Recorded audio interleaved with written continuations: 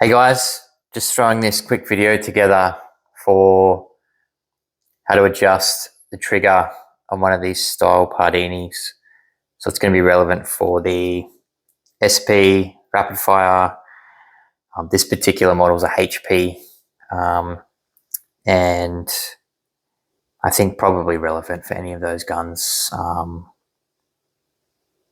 when they went to the newer version. I think around mid 2000s. Don't quote me on that.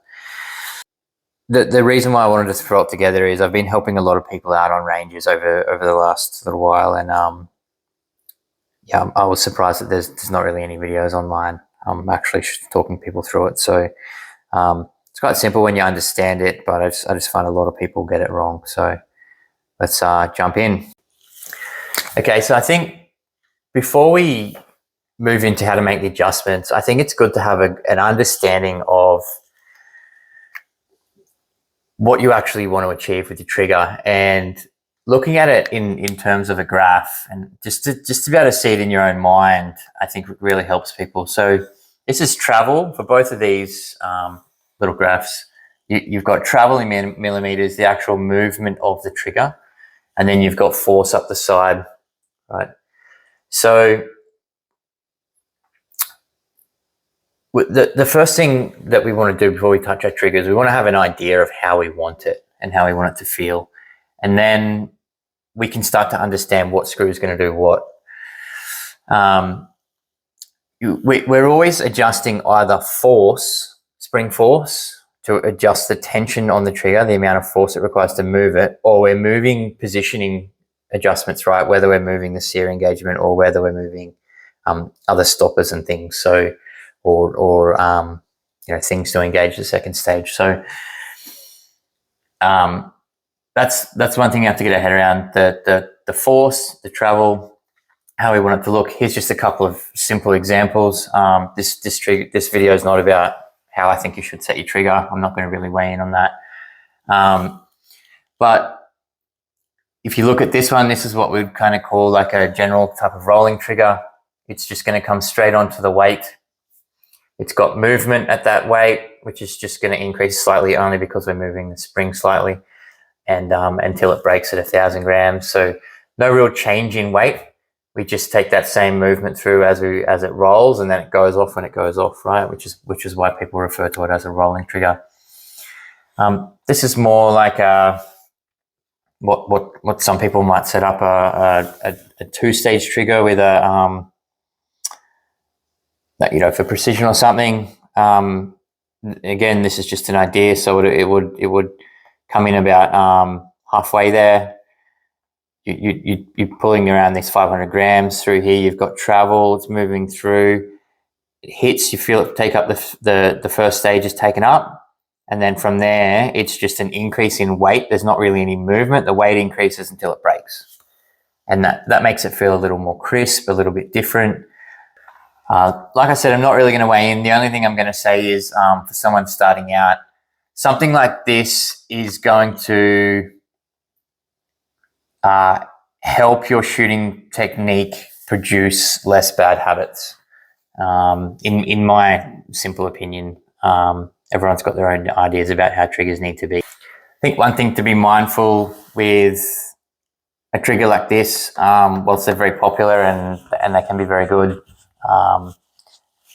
it's one of the easier triggers to create bad habits with, because once you get to the end of that first stage that there's very little movement for that shot to go off. So sometimes that can be a small factor in helping the brain induce that flinch to release that shot. Okay, so the first adjustment we're going to talk about, and it's the most important one to get your head around, is after you've decided what sort of trigger you want, you're going to first make sure your sear engagement is right.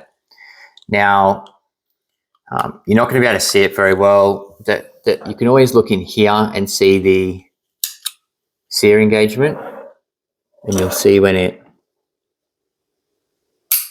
releases. So the amount of overlap that you have before that lets go is the sear engagement. And the sear engagement is the length of your entire trigger pull, right? From the actual trigger, from when you first start taking weight, and it moves through until it goes off. That is your sear engagement. So it's adjustable. In the back here, you've got to take the grip off, little Allen key, and I believe you turn it clockwise to reduce the sear engagement, reduce the length of the travel. So that's an important one to get right first. It's called CP in the book, screw CP. One thing to keep in mind with the sear engagement, if you turn that in too far, you reduce the sear engagement too much, you'll get to the point where when it comes to reset, it will just slide back and it'll drop itself, so it won't reset the trigger. And that's, it's not ideal, but it also can lead to automatic discharge of another round. I've seen it drop multiple. I haven't really seen them fully machine gun, but they'll definitely drop multiple rounds in a row as it closes and drops it. So always worth keeping in mind that you need a decent amount. You need enough sear engagement for that to be safe. All right, so the next two screws we're going to look at are in here. And look at these two stoppers. When we get to them, find this big screw at the front here. It's not that. Behind them, there's two spots we can put an Allen key in. See, in this case, my trigger's a long way forward, so I'd have to move that trigger shoe out of the way if I wanted to adjust those. But you'll see that this bar that runs across here is directly connected to the trigger. Right, whenever the trigger mechanism moves, that bar moves up and down. So the first stopper here at the bottom, that is screw TS, right? That's gonna, once the shot breaks, that's gonna stop any over travel of the trigger. The one at the top here, which is actually through the trigger and it's hitting the top of the frame, it's a stopper. It's stopping the trigger from going forward, so it's taking all the free play out of the trigger before it starts to actually move into weight on the first stage, right? So if we look at it on here, PG is going to reduce this gap.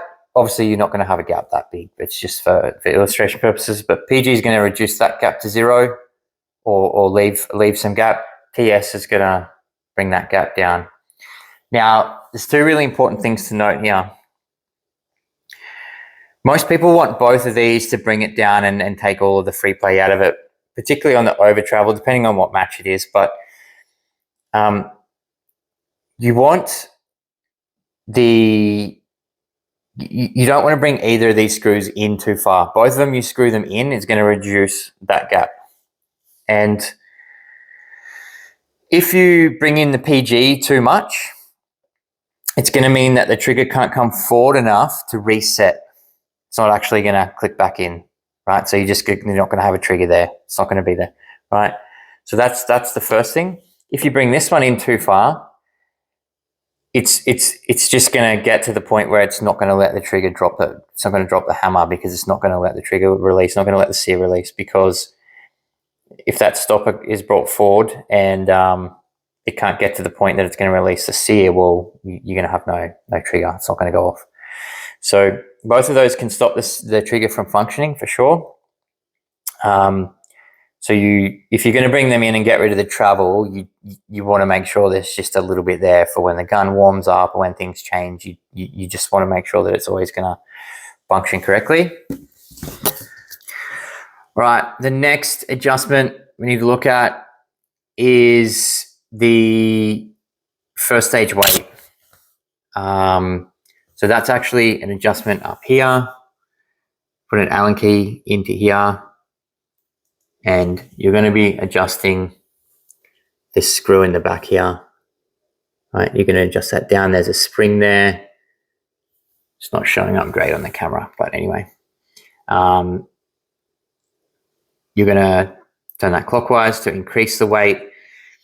Now, the book does say that you should be able to increase that well over 1,000 grams on its own without using the second stage weight. In my opinion, most guns that I look at can't reach it. I think that spring starts to lose tension and it just gets weak. So we so often have to bring in some of the second stage. But for most people, it's not a problem because you can normally get enough travel. I'll get to the second stage adjustment in a minute. But so that's it there. First stage adjustment, put your Allen key in.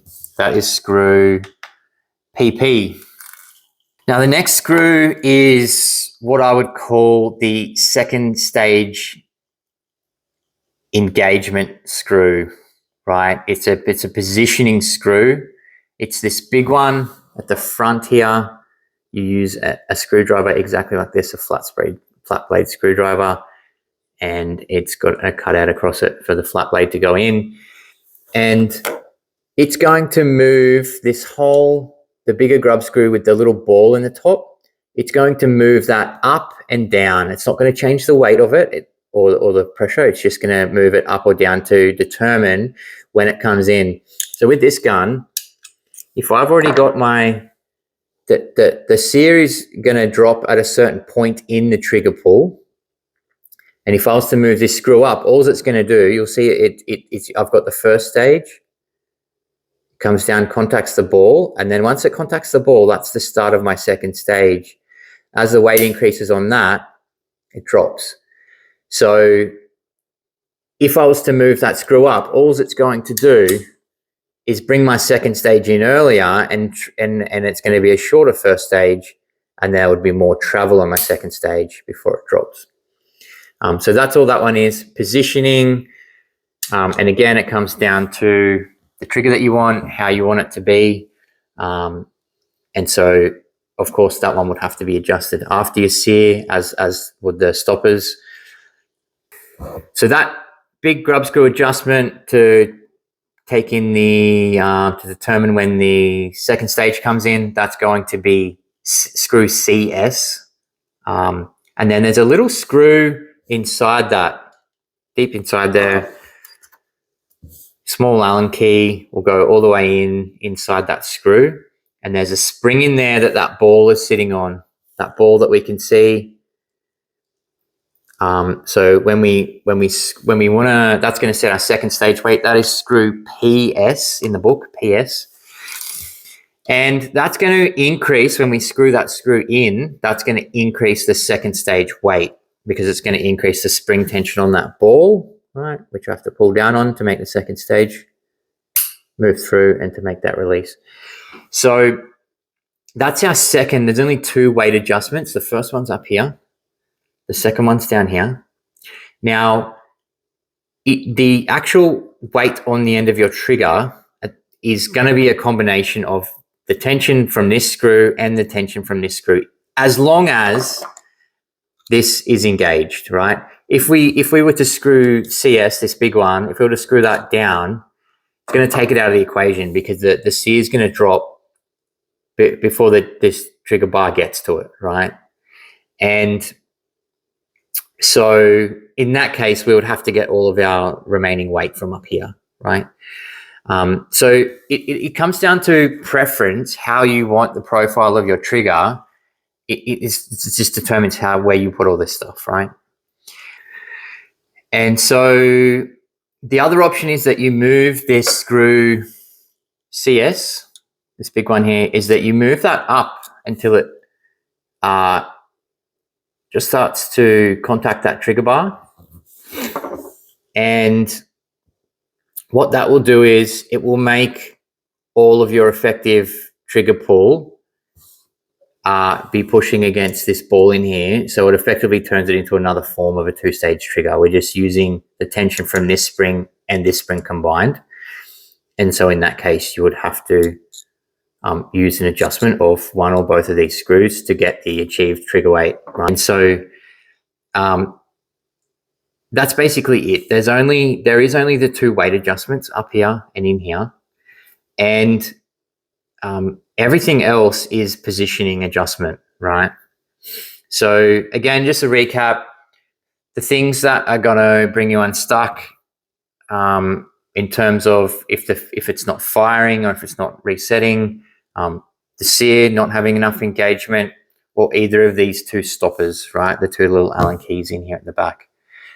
Either of those two stoppers are going to stop your trigger functioning properly, and depending on what it's doing, whether it's not resetting or not firing, is going to determine which screw it is.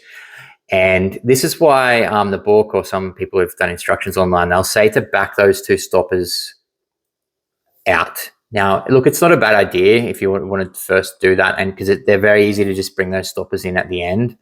Once you've been playing with the triggers for a little bit, it's easy to just understand what's happening and what you move. So it's a sequence of steps. If you move the sear, it's going to affect one of those stoppers. If you lengthen it, it's going to interfere with one of those stoppers. If you shorten the sear, it's going to create some free play. And the other big one is this, what's happening with this big CS screw for the second stage. That's an important one. I find a lot of people in the range, they'll get the book out, they're trying to increase their trigger weight, and they're trying to screw this screw in on the inside here, this little PS screw, I think it is, to increase their trigger weight, because that's what the book says, and often they haven't even got the CS, the positioning in the right spot. It's just probably the most common thing that I see. The other thing you've got up in here, you've got a little Torx bit, right, to move this trigger around. This one here to move it backwards and forwards along this bar, and then of course this one here to move to rotate your shoe or trigger blade, or move it around. So they're all pretty straightforward. I think most people have got their head around those ones. So yeah, all right. Happy shooting. All the best.